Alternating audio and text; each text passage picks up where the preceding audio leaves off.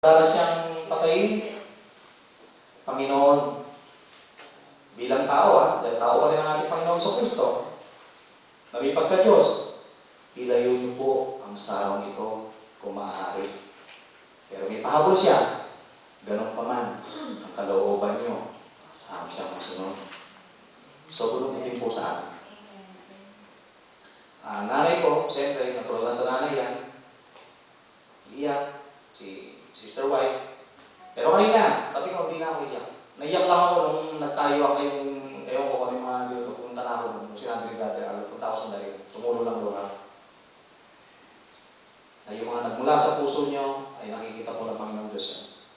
At higit sa lahat, hindi po mahalaga yung mas mahalaga yung panalangin at alam kong kaysa ko kayo. Amen. Kaya mga ilang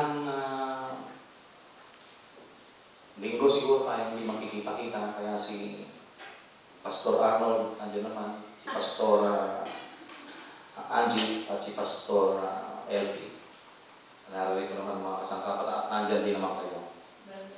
At sa kanina, kagaya nga ng Ebanghelyo po natin ngayon, magsimula na po tayo. Ano po yung simula? Pagpapakasakit. Ano po yung ibig sabihin sa wikang Tagalog ng pagpapakasakit? Sa English natin. Brother, sacrifice?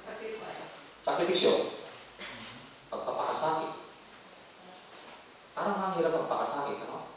Ang isang alam ko, nagpakasakit sa atin, walang iba, kundi ang Panginoon sa Kristo. Nagpakasakit siya, inalay niya ang kanyang buhay para sa ating kaligtasan, nagpakasakit siya. Pero tayo, tanong natin sa ating mga sarili, minsan nagsasakripisyo tayo just for our own sake or sa ating pansarili kapakanan. Kasi nagsasakripisyo ako kasi halimbawa pupunta kasi ako, babakasyon kasi kami sa ganung lugar, sa Amerika, ganun, sasakripisyo ako.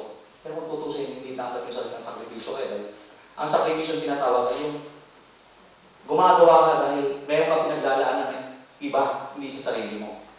Amen. Yun ang ibig sabihin ng pagsasakripisyo ko. Kaya po sa panimula, sumama kay Jesus ang napakaraming tao, umarap siya sa kanila at kanyang sinabi, hindi maaari maging alagad ko ang sino mang umiibig sa kanyang ama at ina, asawa, sabi ko, amen ko, at mga anak, mga kapatid, at maging sa sarili niyang buhay, nang higit kaysa sa akin. Ano ibig sabihin nun? Isang napakasimpleng paano lang po, nung mga nagdaang panahon, nung kabataan natin, lalo ni Brother, si Brother Joseph po ay madalas na lumabas ng pinahintulong ng Panginoon Diyos sa nagsimula yata po sa Israel, bago Greece. Sa tuwing umaalis ako, sasabihin ng misis ko, huwag kang pumunta ng Israel, nagbobombahan doon. Sabi sa akin. Pero dahil gusto ni Brother Joseph na makarating sa lugar ng Panginoon Diyos at makasalamuhan mga kapatid natin, sabi ko, kung kukunin ako, at least alam naman nila na dahil sa kanyang purpose ko. Di ba? Ganun pa man, okay ulit yun, naulit, walang problema. Minsan may extension. Sabi ko kayo na lang tumawag yung misis kung gusto niyo magpakaroon ng extension. Sabi ko. Sa Chris naman, eto, kung sisimula na minsan, tatawag pa si misis. Yung anak mo, sabi niya, dadaling ko na, tatawag na ako ng retong.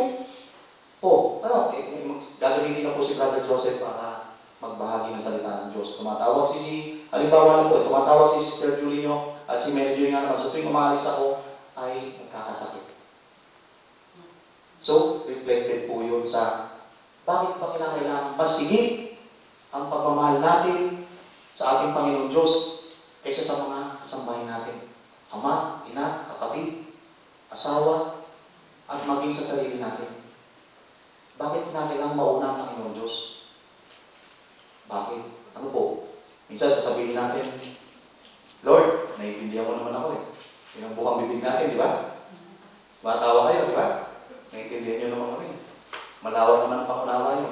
Pero tinitingnan ng Panginoon Diyos yung sakripisyo natin. Yung pagnanais natin o yung pagsisikap natin maging tunay na alagad. Yung pagsasakripisyo natin mga kapatid. Kaya nga po nung yung tatay ko, nung huling nakita kami, siguro nakikita na ilan sa Facebook, ano po, meron siyang diabetes, na ikwento ko nakikita sa LP, at may tungkod na siya, nangayayat na, pero galing siya ng Vienna. Ano po, ang galing sa rito. Sabi niya sa akin nung, Joseph, anak, aalis na ako, hihintay ko na lang yung laban ni Pacquiao. Nakailang laban na ni Pacquiao, hindi pa rin umalis. Ang ibig sabihin ng umalis, alam niyo na. Maging yung biyanan ko, na hindi na rin makabangon, aalis na rin daw siya. At tinanong pa rin ako, Joseph, bakit hindi pa ako kinukuha?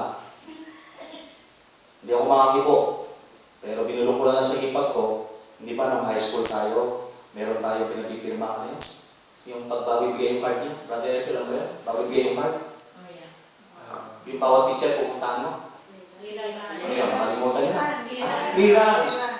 Yun. Kaya teacher ko sa education, sa social studies. Pag hindi pinirmahan ng isa, hindi ka makukuha yung card mo. Bulong din po tayo sa Panginoon Diyos. Kaya sabi ko sa pinang bulong din po.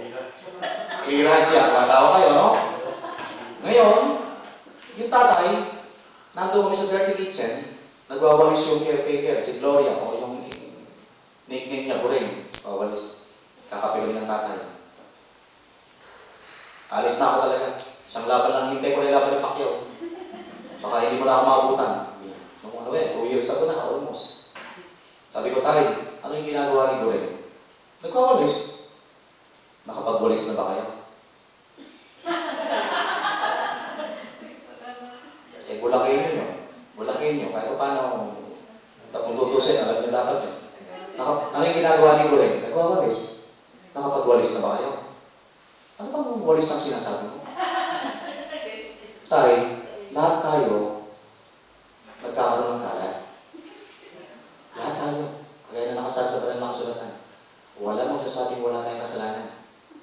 Pag sinabi natin wala tayong kasalanan, ginagawa natin sinungaling ng Diyos.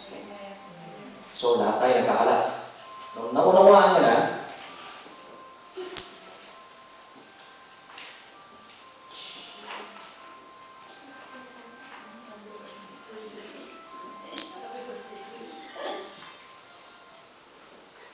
nung naunawaan